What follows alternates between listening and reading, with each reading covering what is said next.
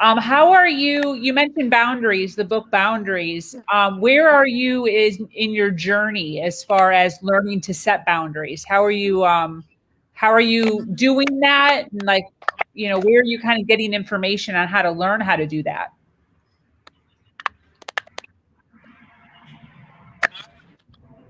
Well, again, I refer back to the book, and then I'm using boundaries right now with my teach son. He likes to test my boundaries to see how far he can get with me, and sometimes I try to look at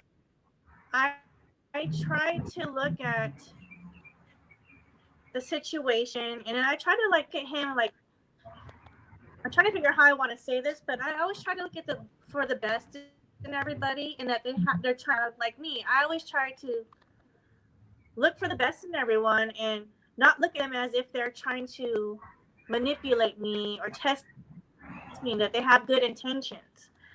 Now, I notice when my son, of course, he likes to test the boundaries and push the envelope as far as he can, and I'll tell him, no, this is the way it is, and that's it. There's some certain things that whether you like it or not, I'm okay with it, and you just have to do it. At Yeah. times where I'm like, okay, well, I can make a little bit of exception, a little bit of a compromise. I'm willing to do this. You do this for me. I'm willing to do this. And then it's a win-win for the both of us as long as it's getting done and we both have the right attitude about it. Then I'm okay with it. But when I'm trying to do something out of the good of my heart, and I can see that he's trying to push the envelope a little too far, that's when I have to say no. I have to dial it back and say no, no, and I'm okay with that, even if you think I'm mean or I'm wrong. There's a reason behind what I'm saying, whether you understand it or not, and I Yeah. expect you to do it. So he's really the one that I'm practicing right now with right now. But as far as like people, if I have conversations with people and they're trying to be a little pushy, I have to it makes me to really stop and think and really assess what's going on and see if they're really just if that's just their character, if they're just if they're really trying to be manipulative, or that's just they're just bossy by nature, and just you just have to learn how to deal with people on different levels, and you have to take each situation case by really. It's not I can't say boundaries are straight across the board and that's the way it's going to be all the time. There's got to be a little bend, a little compromise here and there. 100%. 100%. What would be some main advice that you'd give to women who are enduring this kind of treatment right now? What would you say to them?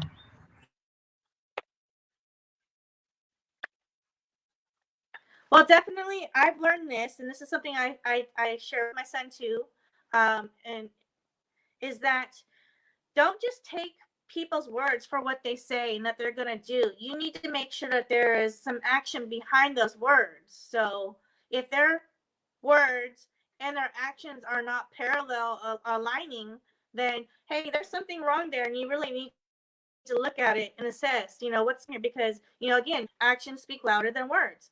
For example, my ex would say some things, but say all these great things, but then he would never follow through on those great things that he had said he was going to do. So you have to make sure that the actions or words are in alignment. If not, you really need to sit back and look at what's really going on. And you also have to get out of your feelings too, because our feelings will take us to a place that isn't always true. Just because we feel something doesn't mean it's true. We have to look at the circumstances, not just our feelings. So look at the circumstances. Put your feelings aside, and just put your feelings aside. Look at the circumstances and go from there. And if your gut is telling you something is off, something is definitely off, and that's something that I didn't listen to because I didn't know I was being abused. Exactly. And so, trusting your gut, watching their actions will help you to really, really assess what's going on. what's going on. It might even give you a different picture. If you take your feelings aside and you look at just what's really going on, it'll give you a totally different picture. 100%. 100%. I agree with that. Definitely trust your gut. Actions over words. Yeah. What do you do now that is helping you fuel your power, fuel your ambition? You know, how are you doing that? How have you grown? What are you doing? Like, what steps?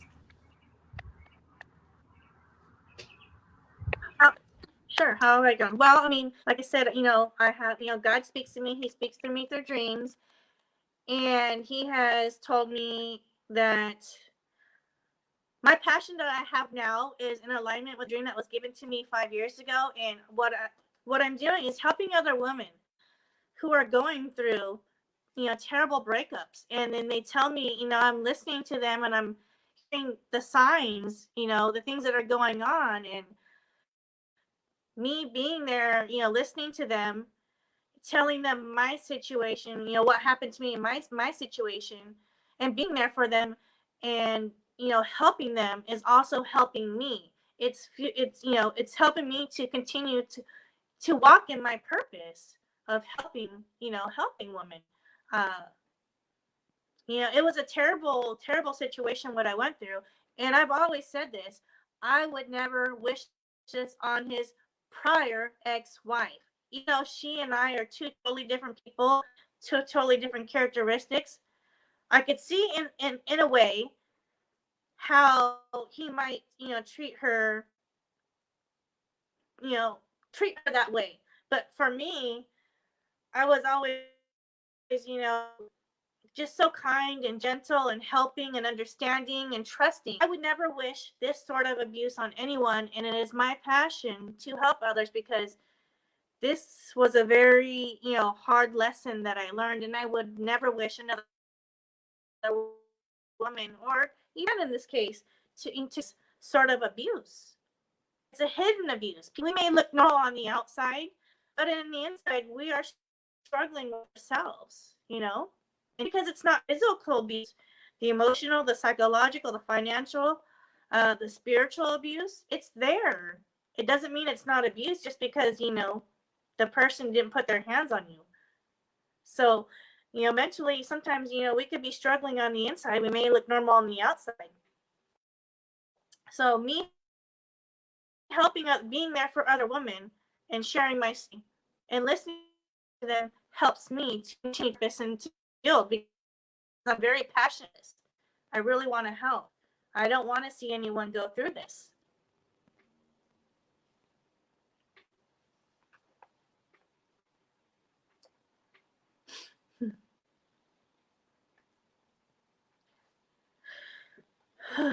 So,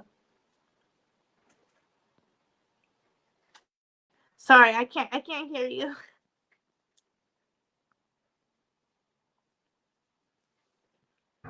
What are some long-term goals you have for yourself? Sorry, Sabrina, I can't hear you. I think we have a bad connection again. What are some long-term goals you have for yourself? Goals? Yeah. Yeah.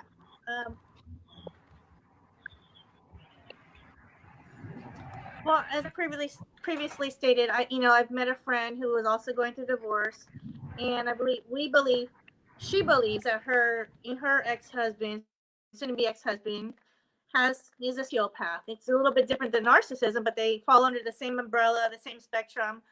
So together, we would like to write a side-by-side book telling our story, how we, from the beginning to the middle to the end, and we want to share, our our victories, and we want to give hope and inspire other women that, hey, even though that they were at their darkest, there will be, even though you don't feel like there's a light at the end of the tunnel, there is a light at the end of the tunnel. You just have to keep on going, keep the momentum going, keep your studying, keep learning, learn to love yourself, value yourself.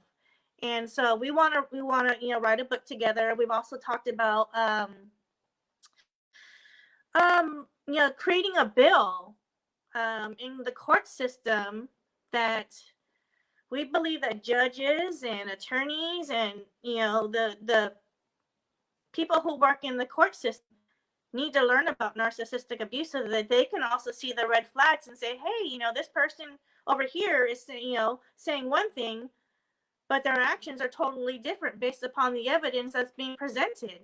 And we think that, you know, these people in the you know, judicial system need to learn about narcissistic abuse, because these people are very good talkers, very good manipulators. And that was a hard thing for me in court, because I always felt defeated because he could speak better than me. He could manipulate people with his words, and I wasn't able to do that. So yeah, we want to work together. We would like to create a bill together, and somehow maybe create some sort of social media platform as well that people can come and, you know, learn. Whether we post, you know, inspirational, you know, whether we post, you know, pictures, inspirational messages, you know, again, stories, anything that we can do to get this, bring an awareness type of abuse that's happening, you know, and that the moms and the children are the ones who are really suffering, you know, from this, and we're the ones left picking up the pieces. Exactly. So I Yep. think those are definitely two things that, you know, I would like to do. I love that. And I know just from my own personal experience, Thank you.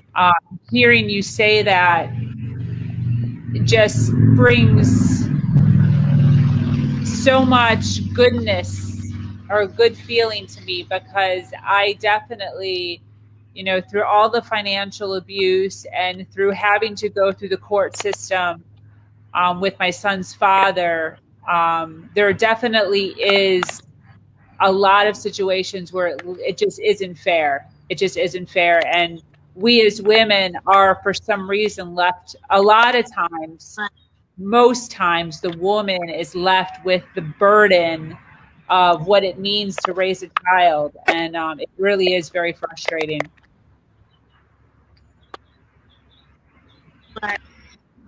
Yeah. It's very hard mentally, emotionally. You know, it's a struggle, but that's the stronger. Yes. Yeah. 100%. 100%. Yeah. Well, we are coming up on an hour here. It's good that, you know. Go ahead. Wow. Okay. Go ahead. Wow. What were you going to say? Yeah, this has been wonderful, but I'm just wonderful. I would say this is really wonderful. I'm glad I've had the opportunity to share this, because you know, we can help each other, you know, become stronger by sharing our stories and giving hope and inspiration to others. It's, you know, it seems, although, you know, when we're in it at the beginning, and we're at the beginning of the storm, it seems like there's no way, you know, no way out. But there really is. There is, you know, I am finally starting to live life now. You know, things are, now that the divorce is over, I'm starting to live life for myself. And because I'm living life for myself, you know, my family is, you know, benefiting from that. And, you know, it's been a hard lesson, but it's also propelled me into walking in my purpose, which I'm okay with. Yes, I lost a lot, but my story will help others. Exactly. And I continue to, you know, want to be able to find ways to help other women, and, you know, give them hope. There is light. There are sunny days ahead. Yeah. Yeah. 100%. 100%. So I'm a little nervous. Thank you for the opportunity. Of course. I'm a little nervous to do the last round of 5 questions because there's such a delay. Do you want to do the last 5 questions? Okay, yes. Okay. So the first one is what? No, that's okay, because it's been, you know, our connection's been spotty. Okay. Do you want to do it? What's that? Do you want to do it? The last 5?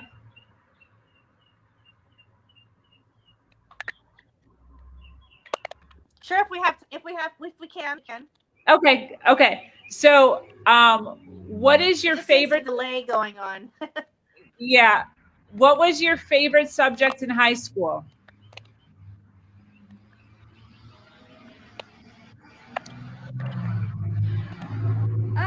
Really, education has always been hard for me. I always struggled in school, but I definitely on the definitely on the artsy side, arts and home economics, because that's what I do. I have, I have an eye for design. I love to cook, by my cooking, and I love to cook for them. So definitely art and home economics. I love that. I love that. For my favorite subjects. Awesome. What is your favorite female celebrity and why?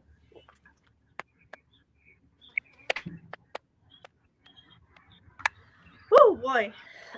Excuse me.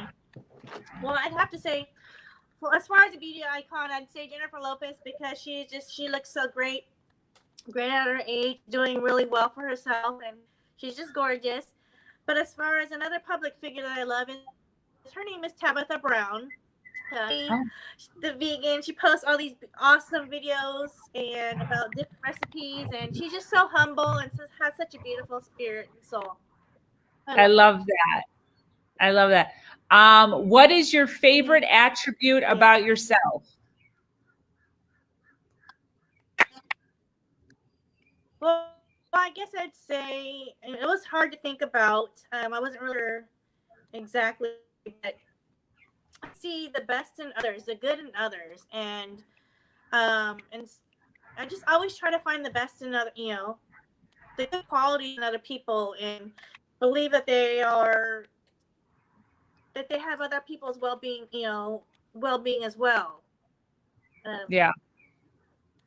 I'm a very trusting person. Sometimes I might be too trusting. That might be one of my boundary issues, but I just always, I look at people, I'm like, wow, they were once a little child, and I just want to see what good attributes do they have? What can they, bring to share with others and make this, this crazy world a better place.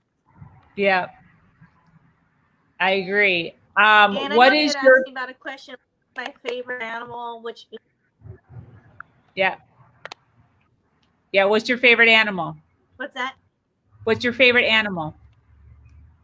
Oh, I would definitely say, well, I love big cats, and I would definitely say the black jaguar, because they're beautiful, strong, intriguing, and I think they're like just both. They just have this. They present, that they have this strong, both physical and mental, mental about themselves. They're just so intriguing, and I love everything about big cats, and that's why I go by. My name's Katherine, but I go by Cat.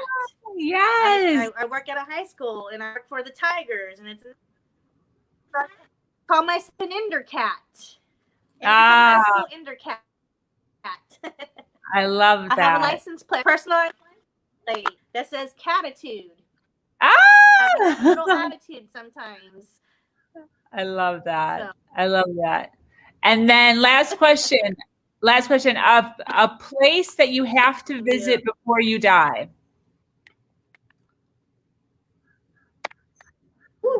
Well, it's nothing, nothing I would say exotic, but I've always wanted to go to New York and see the Rockefeller Center Christmas tree.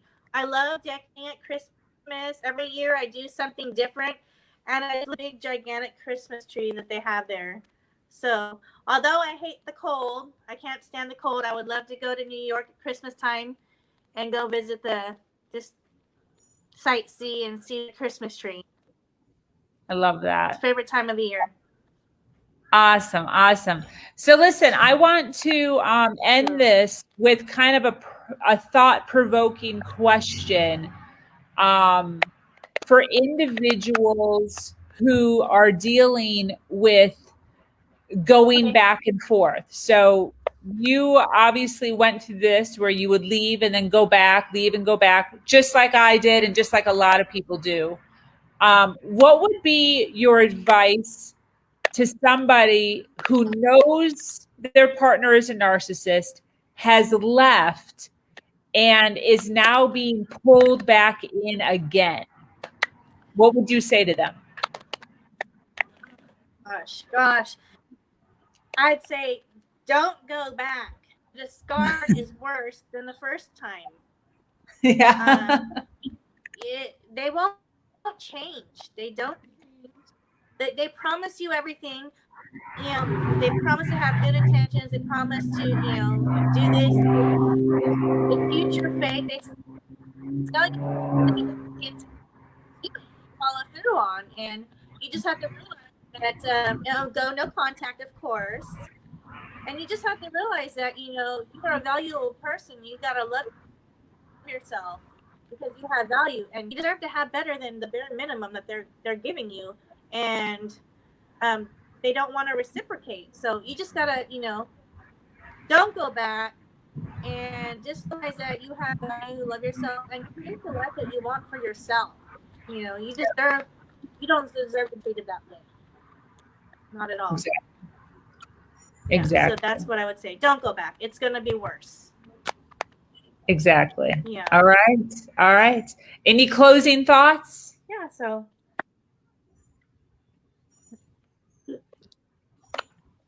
no, I'm just, you know, I'm just so thankful for this opportunity. I'm glad that you reached out to me, that you're doing this platform for many other women to share their stories. You know, it's narcissistic abuse, all kinds of abuse out there, but I'm so grateful that you're doing this. It's perfect timing for me.